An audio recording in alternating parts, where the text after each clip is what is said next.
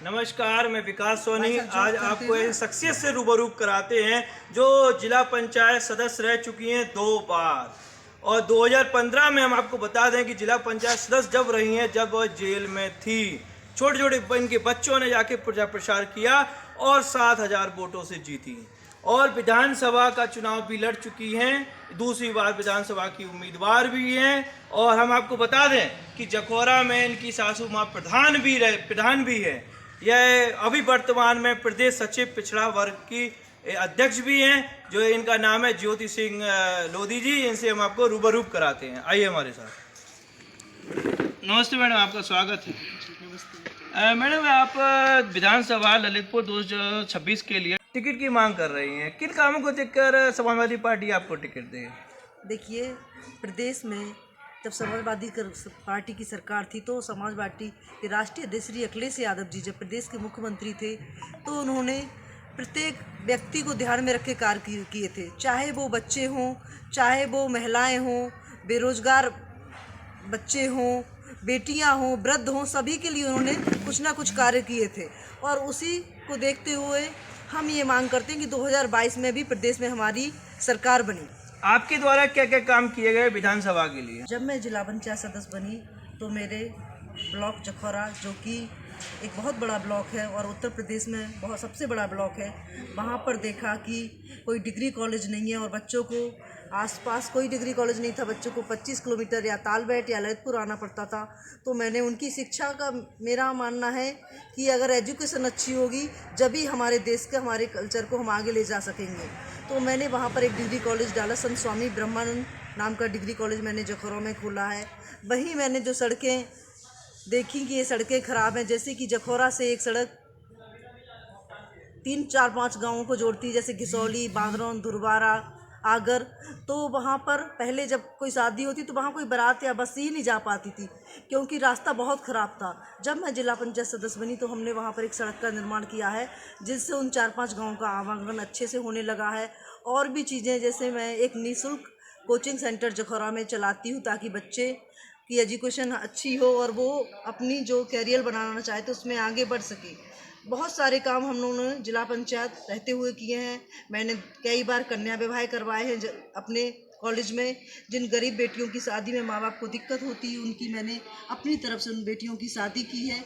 और भी अनेक कार्य मैंने अपनी जखौरा में जिला पंचायत रहते हुए किए हैं। विधानसभा में पिछली बार समाजवादी पार्टी ने आप पे भरोसा जताया था, तो क्या इस बार कौन सी कमियां ऐसी रह गई थी कि जो है इस बार आप दूर करेंगे? देखिए, विधानसभा में जो समाजवादी पार्टी ने मुझ पर भरोसा दिलाया था, मैं उसमें खरी भी उतरी थी। आज तक समाजवादी पार्टी को ललितपुर में इतना वोट नहीं मिला जितना मुझे मिला था, लेकिन उस समय एक हवा चल रही थी, मोदी जी की हवा चल रही थी और उसी हवा के चलते हमारी प्रदेश में सरकार नहीं बन पाई थी।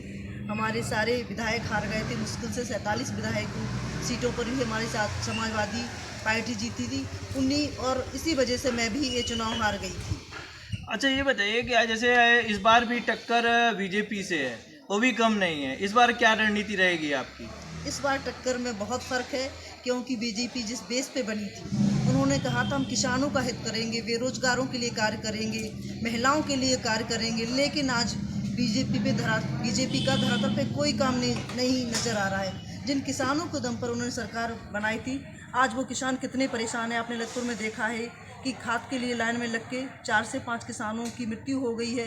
किसानों का डीजल महंगा है, सिंचाई के लिए लाइट की सुविधा नहीं मिल रही है।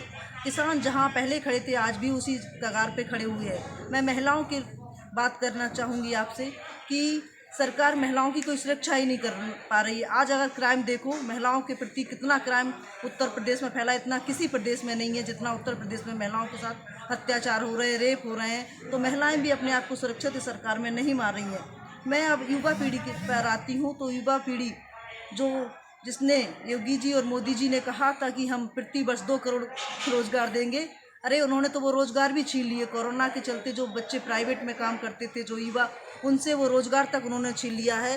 तो अब बहुत फ़र्क है, ज़मीन आसमान का फ़र्क है। इस साल हमारी यूपी में सरकार बनेगी और समाजवादी पार्टी की निश्चय ही हम लोग सरकार बनाएंगे। बेरोजगारी, शिक्षा और सुरक्षा, ये अहम मुद्दा है। इनमें आपका काम क्या रहेगा? देखिए, हमारे राष्ट्रीय अध्यक्ष श्री अखिलेश यादव जी पढ़े लिखे व्यक्ति हैं और उन्होंने पिछली सरकार में रहते हुए भी बहुत काम किए थे। आज जो बीजेपी सरकार है अब डिजिटल लैपटॉप बांट रही है। हमारे अखिलेश जी ने 5 साल पहले ही बांट दिए थे। तो हमारे अखिलेश जी चाहते हैं कि वह आगे बढ़े, शिक्षा उनकी अच्छे हो, वो पढ़े, उनका जीवन अच्छा हो। तो उन्होंने शिक्षा के लिए बहुत कार्य किए थे, कितने सारे कॉलेज स्कूल बनवाए थे और रोज़गार भी दिए थे बच्चों को, लैपटॉप लड़कियों के लिए, 12th के बाद आगे की शिक्षा के लिए 30,000 रुपये कन्या विद्याधन भी दिया था।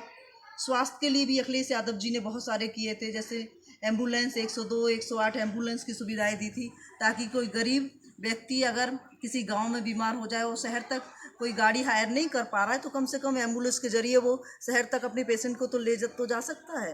जी बिल्कुल।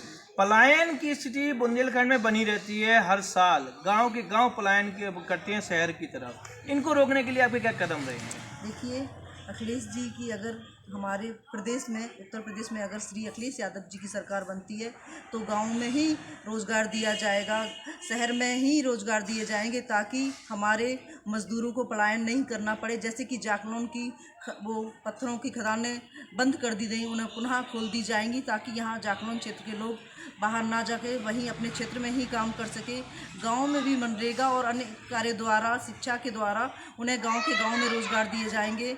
और मैं कोशिश करूंगी कि राष्ट्रीय अध्यक्ष जी के द्वारा हमारे हलतपुर में कारखाने खुले, ताकि हमारे लोग यहीं पर कार्य करें, बाहर ना जाना पड़े। स्वामी प्रसाद मौर्य सहित लगभग 20 विधायक और मंत्री आ रहे हैं, क्या मजबूती आ रही है सपा में? जी, सपा की लहर तो बहुत पहले से चलनी शुरू हो गई थी, लेकिन जैसे ही बीजेपी के ये विकेट गिर गिर कर हमारी पार्टी में आ रहा है, इससे और मजबूती मिल गई है। और निश्चय ही अब हमें पूर्ण विश्वास हो गया है कि बीजेपी में इन सभी विधायकों का कोई सम्मान नहीं मिला है, इनके द्वारा कोई कार्य ये अपने क्षेत्र में नहीं करवा पाए हैं, तो ये लोग बेचारे मजबूर होकर समाजवादी पार्टी के साथ मिल रहे हैं। जी, एक लास्ट क्वेश्चन। स्वामी प्रसाद मौर्य जी ने कहा था कि दलित और ओबीसी का हनन हो रहा है, तो क्या आपको लगता है कि हनन हो रहा है बीजेपी में? जी हाँ, बीजेपी में संविधान को पूरी तरह से तोड़ने की बात चल रही है, संविधान को ख़त्म करने की बात चल रही है। तो ये दलितों का हनन तो हो रहा है। आप आरक्षण हटा रहे हैं, आप एजुकेशन जैसे बड़ी पोस्टों की जॉब है वो आप बिना ही एग्ज़ाम दिए ही आरक्षित कर दे रहे हैं बड़े लोगों के लिए। तो इससे दलितों को और पिछड़ों को, जैसे IAS PCS के एग्ज़ाम वो पास भी कर लेंगे तो भी उन्हें वहाँ तक नहीं पहुँच पाएंगे। 69,000 वैकेंसी में आरक्षण कुल 2.5% दिया है, इसके बारे में क्या कहना है? और अभी उन्होंने मानकर अभी 6,000 वैकेंसी और जोड़ दी ओबीसी के लिए, इसके बारे में क्या कहना है? ये सब चुनावी जुमले हैं, क्योंकि उन्हें डर है कि अगर हमने इस समय ओबीसी को और पिछड़ों को साथ नहीं लिया तो हमारी सरकार चली जाएगी, इसलिए वो पिछड़ों को लुभाने के लिए कार्य कर रहे हैं। क्या बीजेपी की सरकार आएगी तो फिर क्या हनन चालू हो जाएगा?